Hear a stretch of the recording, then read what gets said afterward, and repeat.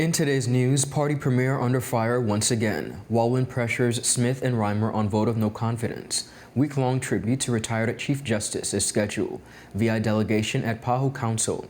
BVI squash trio takes on PANAM. CIBC walk for the cure breaks records. And TAMPA braces for MILTON. We have the details of this and so much more when 284 News returns. Attention Anegada residents! Attention Anegada residents! CCT is coming to you! That's right! CCT will be visiting Anegada every third Wednesday of the month. Need to pay your bill?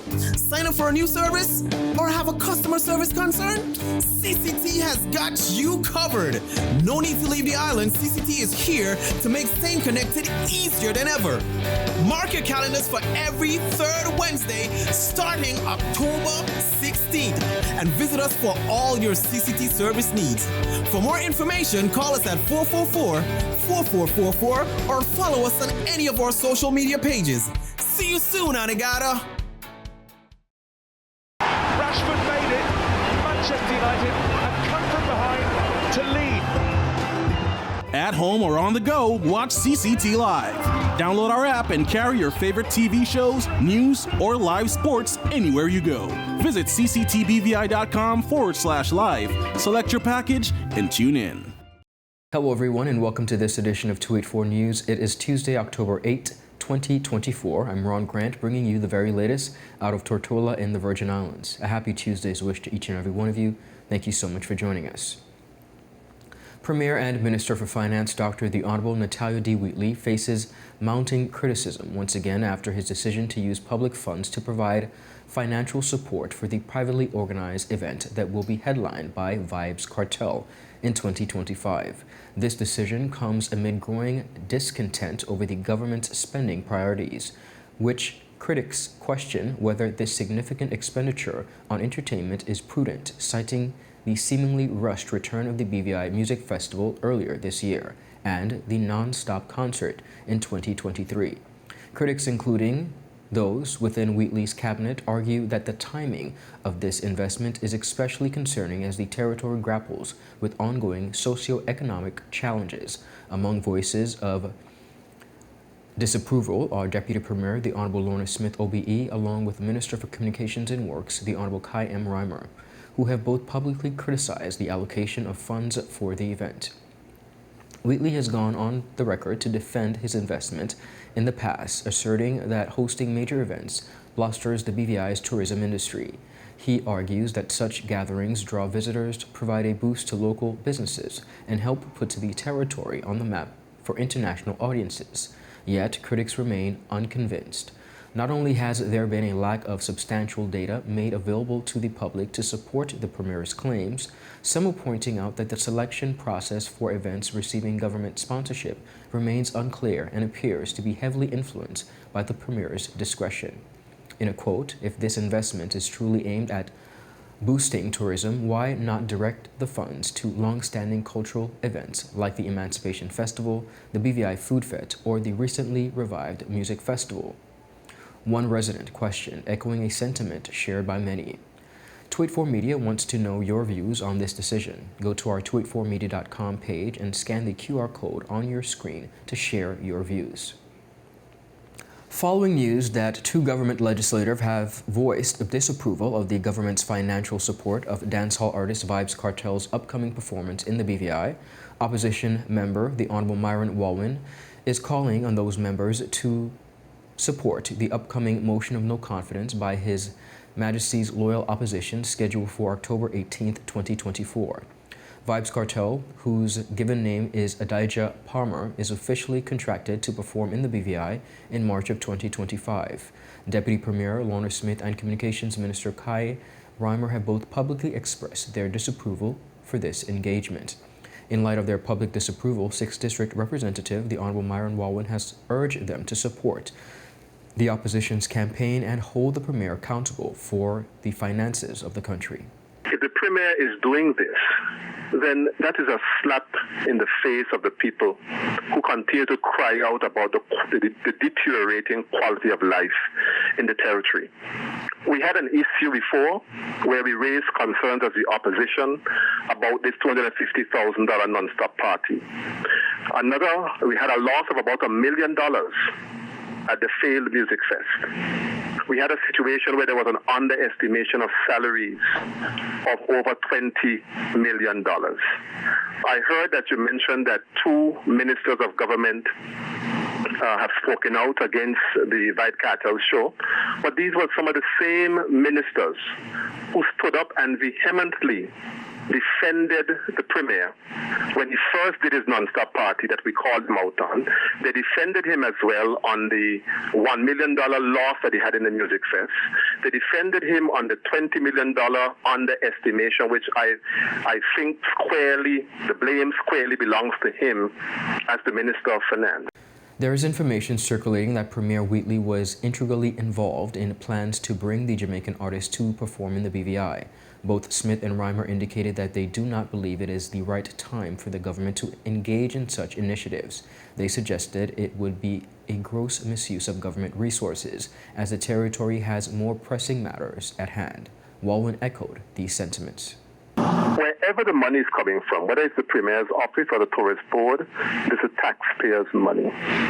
And the taxpayers are concerned about the state of this country, and I'm sure they all would agree that we have much better need, much higher needs for that money in the country rather than doing another party for the Premier again. Asked what the people can do to be heard, WALWYN reiterated the need for the people to be able to go back to the polls. As I said, on the 18th of this month, a vote of no confidence is being brought.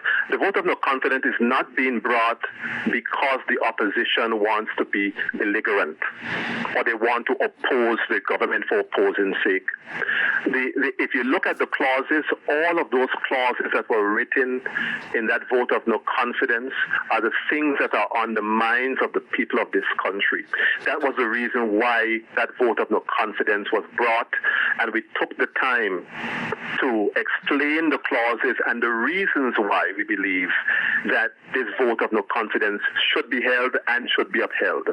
This is the time now for those persons who are in the House of Assembly who truly love this country to stop this hemorrhaging and let us go back to the polls so that the people of the country can elect a government that they can put their confidence in.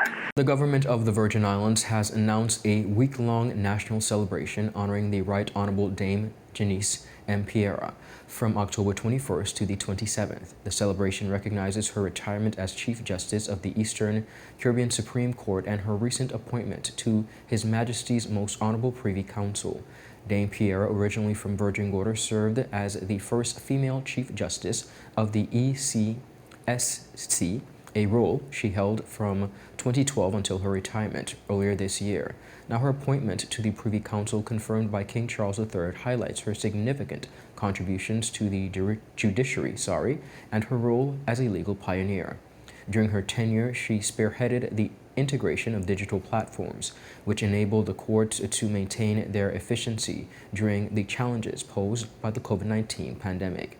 Her leadership in adapting the court system to new technologies has been widely lauded as a transformative move for the region's justice sector.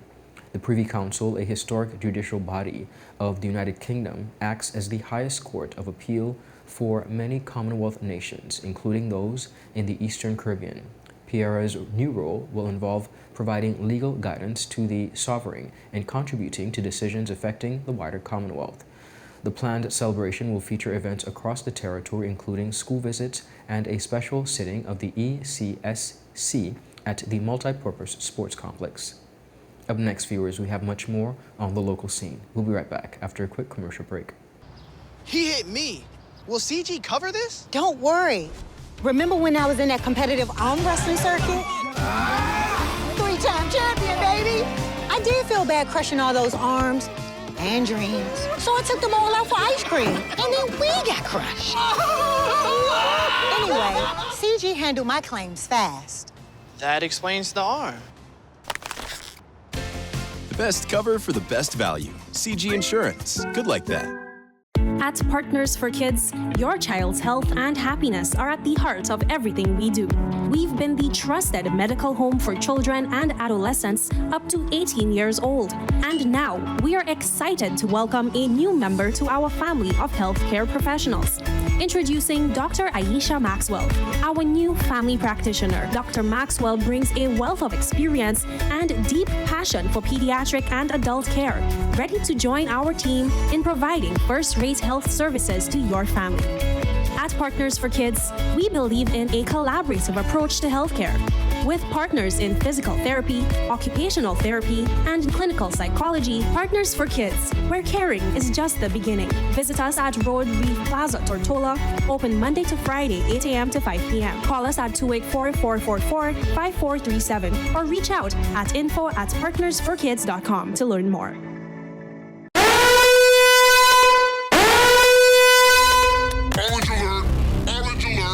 Fire is spreading across the BVI.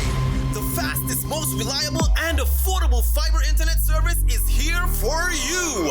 Look out for Fire in these new locations: Slaney, Duff Bottom, Manual Reef, Seacows Bay, Albion, Hannah's, Palestina, Pleasant Valley, and Havers. Fiber is in your area. Call 444-4444 or visit a CCT store to find out more and bring it home. More locations coming soon.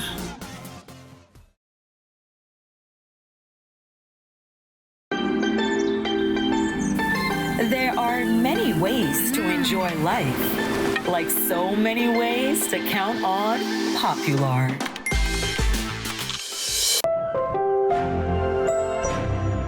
Welcome back, everyone, and thank you so much for sticking with us. Minister for Health and Social Development, the Honorable Vincent O. Wheatley, has attended the 61st Pan American Health Organization Directing Council in Washington, D.C. from September 30th to October 4th. Honorable Wheatley was accompanied by Permanent Secretary Ms. Tasha Bertie and Acting Chief Medical Officer Dr. Ronald Georges. The Virgin Islands delegations joined other high-level health officials from across the Americas to discuss and agree on strategies aimed at strengthening the health sector. Key topics include reinforcing the health system's response to climate change, information systems for health, pooled procurement, improving the epidemic early warning systems for emergencies, improving response to chronic diseases, and strengthening tobacco control measures. The discussions would also have set the priorities for technical cooperation and collaboration between PAHO and member states for the upcoming years. 3 promising young squash players from the British Virgin Islands have embarked on a significant international journey as they represent the territory in the Pan American Under-23 Squash Championships in Colombia. The competition commenced on October 6th and runs until the 12th of October and will see BVI's Luca Rich, Oliver Henderson, and Daniel Henderson contesting in individual, doubles, and team events. In the individual category, Rich and the Henderson brothers all lost their matches against their opponents on Sunday, with Rich falling to address Andreas Acosta of Paraguay in 4 sets, while Daniel and Oliver lost to opponents from Argentina in 3 straight sets. National coach Adam Morels provided an update on the games. First off in the championships was the individual event. Unfortunately for Team BVI, all 3 of our competitors went out in the first round. Andreas Acosta beat Luca Reich 11-8, 11-4, 9-11, 11-7. Ramiro Albelo beat Danny Henderson 11-4, 11-0, 11-9. And Santiago Portavales beat Oliver Henderson 11-7, 11-8, 11-5. So it was tough matches. Obviously disappointed to be on the losing end of those matches, but all the boys acquitted themselves well. They got stuck in. They stuck to their game plans. Of particular note, Luca did very well in terms of getting a game. So at this level of competition, to be winning games in these matches is a big bonus. And the longer you can stay on court with this level of player, the more you're going to get out of the match, the more you're going to learn. Also promising performances though from Danny and Ollie. One kind of shining light amongst it was Danny's 3rd game. Struggled in the first 2 against a very strong opponent who made the semi-finals. But in the 3rd game, Danny managed to disrupt his rhythm a little bit and almost took the game, just losing out 11-9. Luca also spoke following his opening loss and the lessons learned from the experience. I was happy to take a game, as Adam said. It was actually disappointing to lose, which was really good because I went on with limited expectation, not sure what the standard was. But once I got on there, I saw that I could definitely mix it with the level of the player that I was on court with, and ended up being disappointed not coming away with the win. I started the game too slow, hitting too many errors, but my third game was really good. Played a good, strong game, forcing him to hit errors, and just playing my game, not hitting errors myself. Disappointing to not come away with the win, but was happy with the overall outcome, getting a game. And the doubles matches earlier today, Oliver and Daniel fell 2-2-0 to Ecuador 11-18 and 11-5. The Pan American Under-23 Squash Championships is a prestigious event that brings together top talents from across the region. For Team BVI, the competition will be an exciting test against powerhouses of nations like Colombia, the USA, Mexico, Brazil, and Canada. The Rotary Club of Rowtown has announced the launch of its Grand Raffle, with ticket sales now open to the public. The exciting fundraising initiative is said to be geared at supporting various vital community programs, including assistance for local schools, disaster relief efforts, scholarships, and other essential service projects. The tickets are priced at $10 per ticket, or take advantage of a special offer of $100 per book for 11 tickets. Of course, there are going to be multiple drawings and prizes. The first drawing on October 19th for a cash prize of $1,000, the second drawing on December 7th for a cash prize of $4,000, and the grand drawing on December 31st for the grand prize of $10,000. Now, in addition to these exciting cash prizes, participants can win various fantastic items, including dinners for 2 round-trip tickets and gift certificates, as well as much more. The Grand Raffle is more than just a chance to win great prizes. It's the opportunity to make a real difference and give back to the community. All proceeds is said to be supporting Rotary's ongoing initiatives that positively impact our community, including education, disaster recovery, and public service projects. Tickets can be purchased from any member of the Rotary Club of Rowtown, so don't miss this chance to contribute. Up next, viewers, we have much more on the local as well as regional scene. Orange alert! Orange alert! Fire is spreading across the BVI. The fastest, most reliable, and affordable fiber internet service is here for you.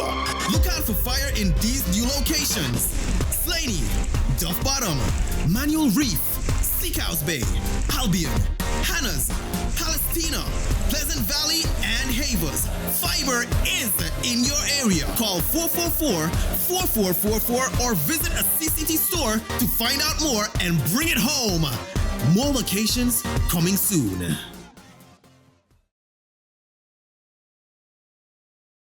Rashford made it.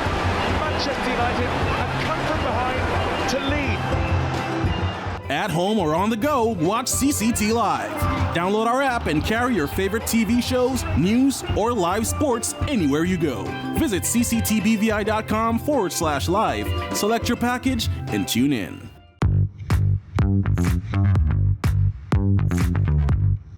Hi, my name is Judy, VI Motors Operations Assistant, and I'm here with Thing, our mechanic here, and we're going to show you today how you can locate your VIN number on a vehicle. Your vehicle's VIN, or vehicle identification number, it's a unique code specific to your car. It's important for various purposes like registration, insurance, and maintenance. To find your VIN, start by looking at the dashboard on the driver's side. You can see it through the windshield near the bottom corner of the dashboard. It's usually a small metal plate or a sticker with a combination of 17 characters. If you can't find it there, other common locations include the driver's side door jab, engine block, or it may be mentioned in your registration's documents. And that's how you find your vehicle's VIN number. Remember, this unique identifier is crucial for various services related to your car. It's a good idea to note it down or take a picture for future references. If you are having trouble locating it, please don't hesitate to ask a professional or refer to your owner's manual for guidance. Thank you for watching this quick guide on finding your vehicle's VIN. Stay tuned for more helpful tips to keep your car in top condition. Visit us at Dove's Bottom or at our Parts Point location in Virgin Gorda or call us at 494-2496 or our website at www.vimotors.com. Attention Anegada residents! Attention Anegada residents! CCT is coming to you! That's right! CCT will be visiting Anegada every third Wednesday of the month. Need to pay your bill? Sign up for a new service? Or have a customer service concern? CCT has got you covered! No need to leave the island. CCT is here to make staying connected easier than ever. Mark your calendars for every third Wednesday starting October 16th and visit us for all your CCT service needs. For more information, call us at 444-4444 or follow us on any of our social media pages. See you soon, Anegada! At Higher BVI, we're not just about business. We're about empowering lives, and that is because we aspire to inspire. By choosing us, you're supporting a company that believes in equal opportunities, diversity, and community growth. Our mission goes beyond profit. It's about providing HR solutions, fostering talent, and leaving a positive impact. Join us in building a better future, a better BVI. Choose Higher BVI, where your support isn't just a transaction, it's a transformation. Together, we're changing lives in these beautiful Virgin Islands.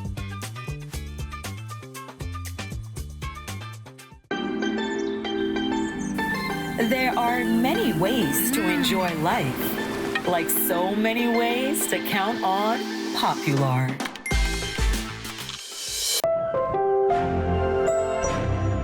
Welcome back, everyone, and thanks for sticking with us. Moving right along. The 13th annual CIBC Caribbean Walk for the Cure saw a record-breaking turnout on October 5th, with 450 participants joining the cause to fight cancer in the British Virgin Islands. Take a look at this report. Hosted in collaboration with the BVI Cancer Society, the event aimed to raise $75,000, with all proceeds going to support cancer patients and their families. The walk began at 5:30 a.m. as participants embarked on a route from the CIBC Caribbean Bank to Seacoast Bay along the scenic coastal route. It attracted participants of all ages, including the Phillips family, who walked in memory of loved ones lost to breast cancer. There are 3 generations of walkers here: grandfather, father, grandson.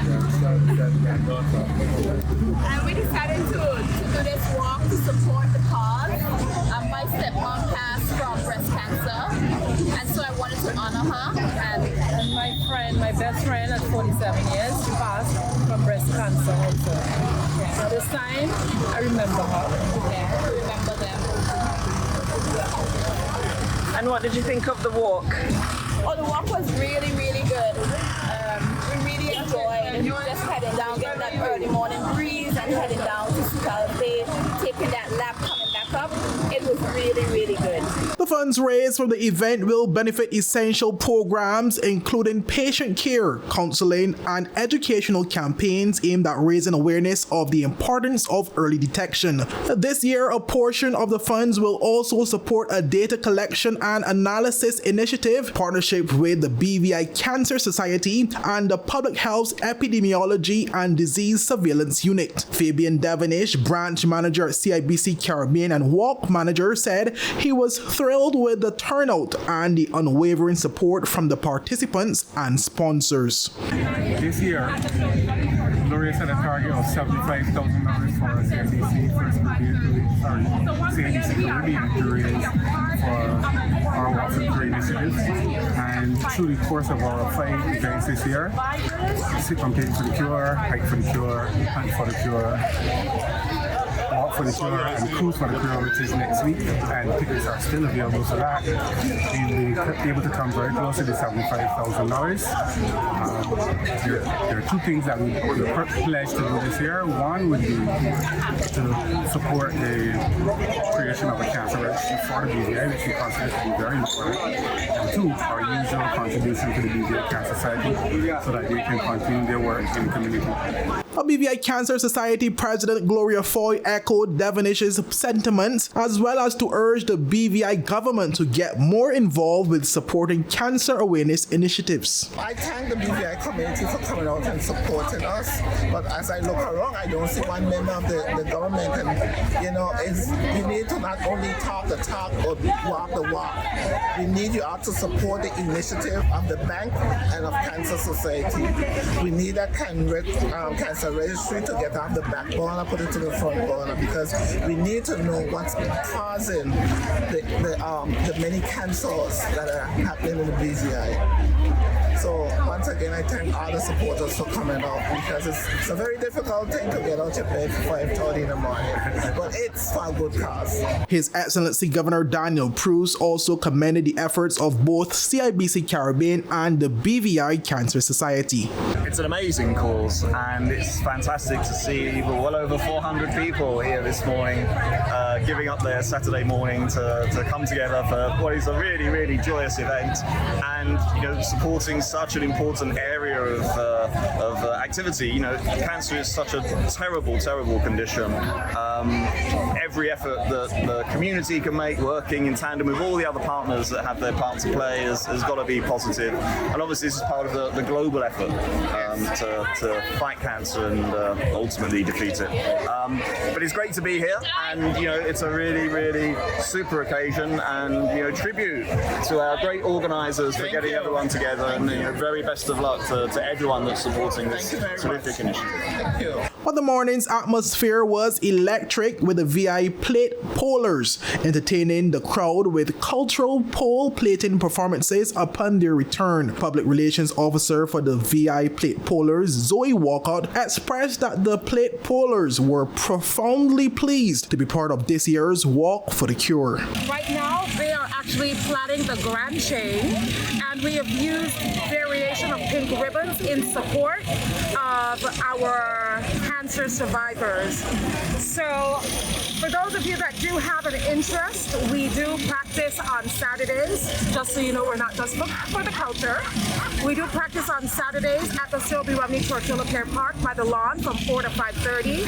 Our president, Alan Hodge, one of his objectives for this year is to make sure that we are interspersed throughout the schools as well. So for those of you principals that are watching and are looking to have a part of the culture interspersed throughout your school community, please reach out. My number is 340-7665, and let's see how we can create a symbiotic relationship. The Walk for the Cure is the largest fundraiser for the BVI Cancer Society, and this year's campaign will culminate with the Sunset Cruise for the Cure on Saturday, October 12th. Reported for 284 News, I am Kamal Haynes. Hurricane Milton weakened slightly to a Category 4 storm early Tuesday, but remains on track to strike Florida's Tampa Bay area, prompting evacuation orders and complicating recovery efforts from Hurricane Helene's recent devastation. The National Hurricane Center reported Milton's maximum sustained winds of 155 miles per hour, just below a Category 5 strength. Forecasters expect the storm to make landfall Wednesday, potentially as the first major hurricane to directly hit Tampa Bay in over a century. Tampa Mayor Jane Castor warned residents refusing evacuation at a recent news conference, saying, and I quote, "If you want to take on Mother Nature, she wins 100% of the time." Governor Ron DeSantis stressed the urgency of clearing debris from Helene, which killed at least 230 people across multiple states less than 2 weeks ago. Over 300 vehicles were deployed Sunday for cleanup efforts. Meanwhile, the Miami Broward One Carnival Host Committee reassured South Florida that their region is not expected to face a direct hit. They plan to proceed with Miami Carnival 2024, monitoring, they say, the situation closely. Our thoughts, they say, and prayers are with communities on Florida's west coast and those in the potential path of Hurricane Milton. Also, the committee urging attendees to stay informed about the potential travel disruptions that may be expected. Viewers, that is it for today's news roundup. Be sure to follow us for your daily news updates at tweet4media.com, as well as our WhatsApp channel, as well as our Facebook page at Tweet4Media and Tweet4BVI on Instagram and X, formerly Twitter. I'm Ron Grant. Do have a safe and enjoyable evening. Happy Tuesday. Goodbye.